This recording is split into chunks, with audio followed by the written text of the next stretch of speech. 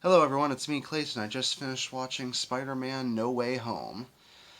And to celebrate 20 years of Spider-Man films, what better way to do it than to bring a multiverse concept in and bring in tons of villains that people love or, at least remember from the previous Spider-Man universes, and have this basically act as not only that, but also the end of a trilogy for Homecoming and Far From Home. Let's get to the story, shall we? Following after the end of Far From Home, Peter Parker has found that his identity as Spider-Man has been revealed to the public. And some people think he's a menace, and some people think he's still a good guy. But this sort of thing has really fractured his relationships with a lot of people, and it's made things really hard for Ned and MJ, especially considering they're all trying to get into the same college. And with the controversy surrounding him, that's making it hard.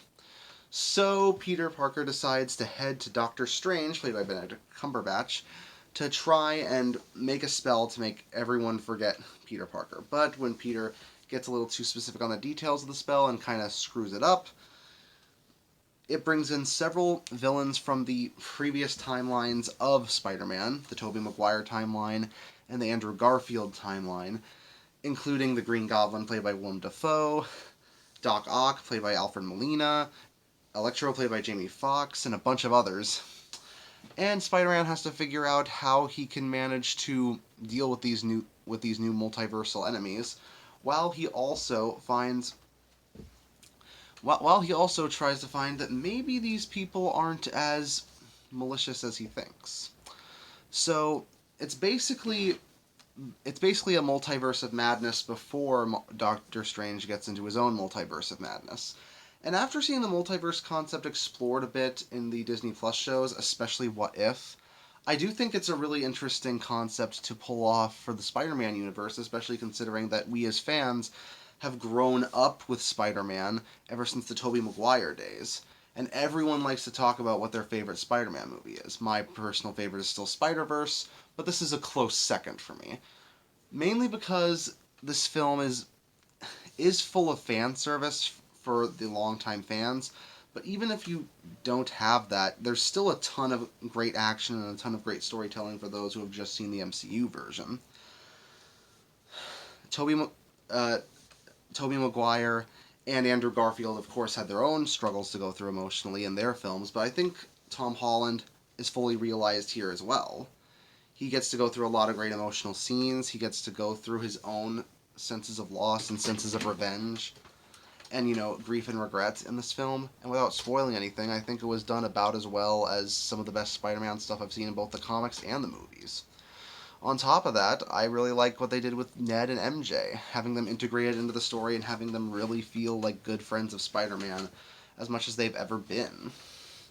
I like Doctor Strange and how he manages to feel like his rapport with Spider-Man feels like a natural conclusion of how it went after their time in the Avengers movies together.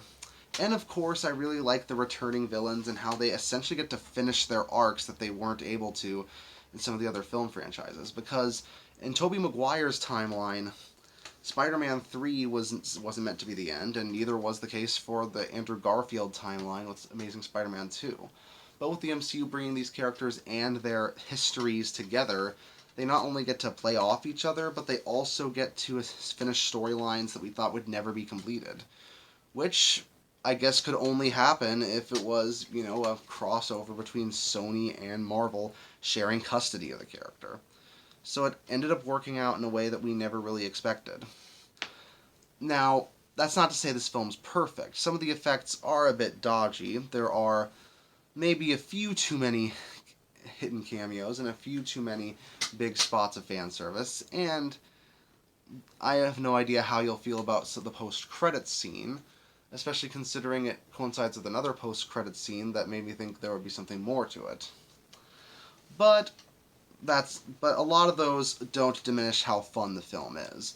If you're a big Spider-Man fan, you'll absolutely love it. I'm going to give it a 9.5 out of 10. It's probably the best out of the Marvel films that were released this year, and I cannot wait to see what happens next in Phase 4. See you later.